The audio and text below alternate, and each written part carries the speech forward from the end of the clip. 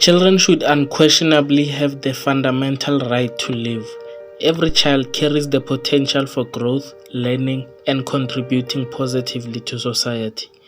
Their right to life is not just a legal privilege, but also an ethical imperative. It safeguards their well-being, ensuring they have the chance to explore the world, form bonds, and fulfill their dreams. Society's duty is to protect the most vulnerable among us, and children are undeniably among them. Granting them the right to life is not only a matter of justice, but also a recognition of their inherent worth and the promise they hold for the future of humanity. But what happens when someone decides to take the very thing that should be protected? What happens when the most vulnerable among us are seen as easy prey? Welcome to the channel. And on this episode of Timeline Events, we are going to look at the horrifying story of Mortimer Saunders. On the 4th of May 2017, 3-year-old Courtney Pieters was reported missing after her parents left her alone with tenant Mortimer Saunders when they went to work. Her disappearance sparked a massive search in the Cape Flats from May 5th to the 12th of May, with volunteers from other Cape Flats communities joining police to help find the little girl. During the 9 days Courtney was missing, a number of vigils were held to pray for her safe return. Courtney Pieters' body was found on the 13th of May by a woman who was part of the search party called Pamela Schultz. Schultz said she veered away from the search party and went through a thorny field and walked along the factory fence, but she didn't find anything until she started looking through the leaves, and then suddenly she saw Courtney Pieters laying there. Courtney Pieters' body was disposed of in a field behind the factory near Courtney's home on Pluto Street in Elsie's River, Cape Town. A thorn bush was covering her body, and Schultz knew it was Courtney because of the clothes she was wearing, of which her mother gave the description. Video footage taken from CCTV cameras in the area showed a man dumping a black plastic bag on a rubbish heap. It turns out that inside the plastic bag was the body of 3-year-old Courtney Pieters. The footage was shown to the mother of the toddler with the hopes that she would be able to identify the suspect, but she said that she doesn't know the man on the CCTV footage. After the discovery of Courtney Pieters, the police instructed all the men who lived in Pluto Street near where Courtney lived to come and do swab tests. And one of the men who was renting a place in Courtney's home did not show up, but he kept saying he was on his way when he was spotted and photographed by community members at the Pieters' home. So, because the men didn't want to cooperate with the police, sniffer dogs were called upon.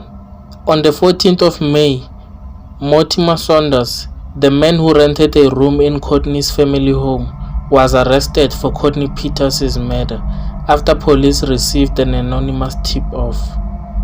He was wearing the same clothes as the suspect seen dumping the body on the CCTV footage. After Saunders' arrest, Juanita Pieters, the mother of the deceased toddler, went back to the investigating officer and told him that she had lied to them the first time, and that she knew all along that it was Mortimer Saunders in the CCTV footage. Juanita Pieters admitted that she told the investigating officer she didn't know Mortimer Saunders because she didn't want to believe that it was him who had killed her 3-year-old child, and said that Saunders' own daughter, who lived close by and was a few years older than her own daughter, came to play with Courtney almost every day.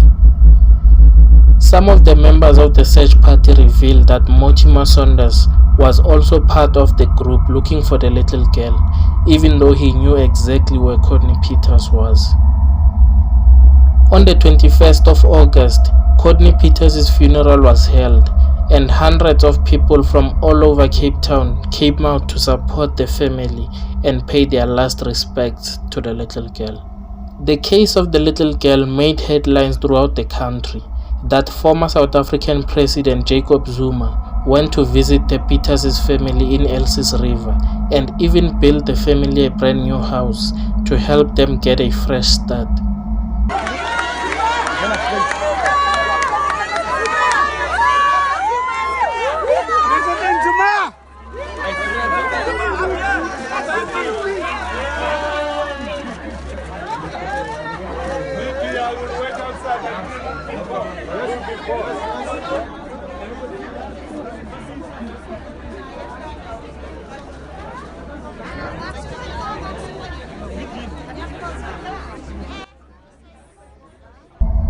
On the 25th of August, Mortimer Saunders made his first court appearance in the Goodwood Magistrates Court, showing several bruises on his face and what appeared to be a bite mark on his neck.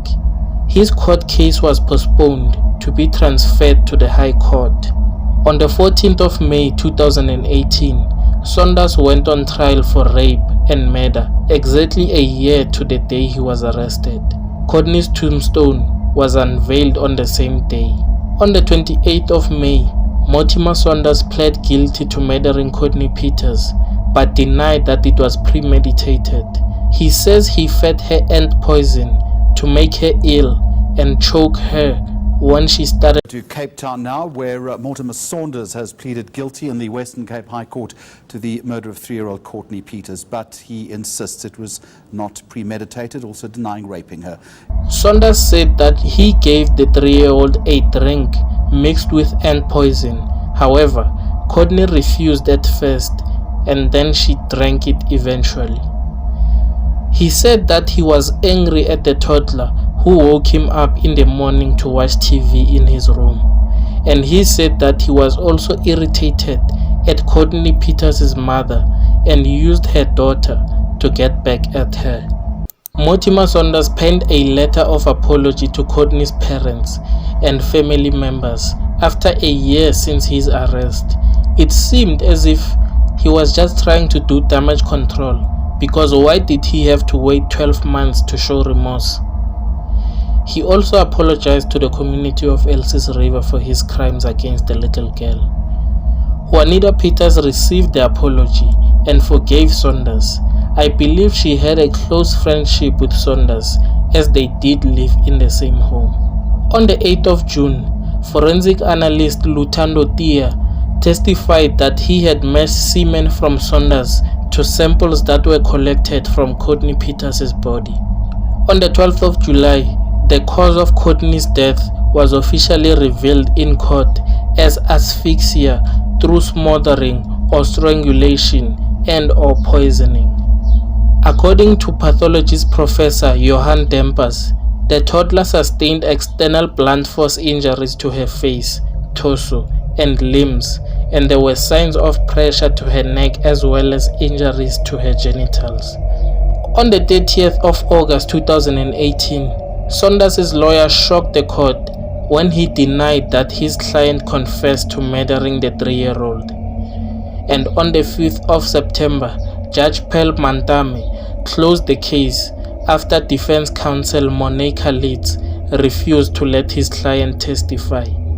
During his trial, Mortimer Saunders admitted he poisoned Courtney Pieters because he had ill feelings towards her mother, Juanita Pieters. According to him, he never intended to kill the little girl. He denied even raping Courtney. The judge found Saunders guilty on all charges, including the premeditated murder of Courtney Pieters, and was sentenced to life in prison.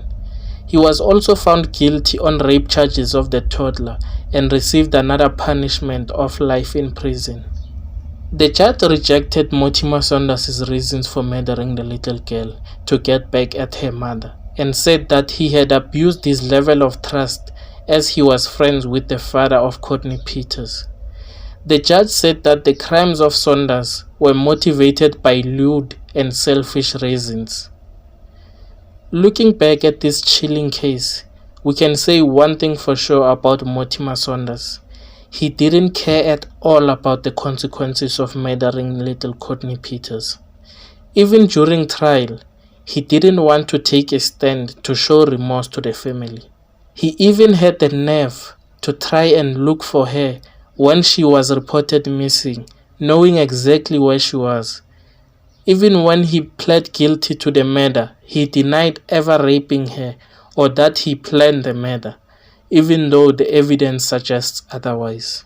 And the judge also revealed that Mortimer Saunders came from a decent family, with his father being a priest at the Old Apostolic Church, and Saunders himself was a leader of the youth at the Apostolic Church. Let me know what you think about this case in the comment section. Exit.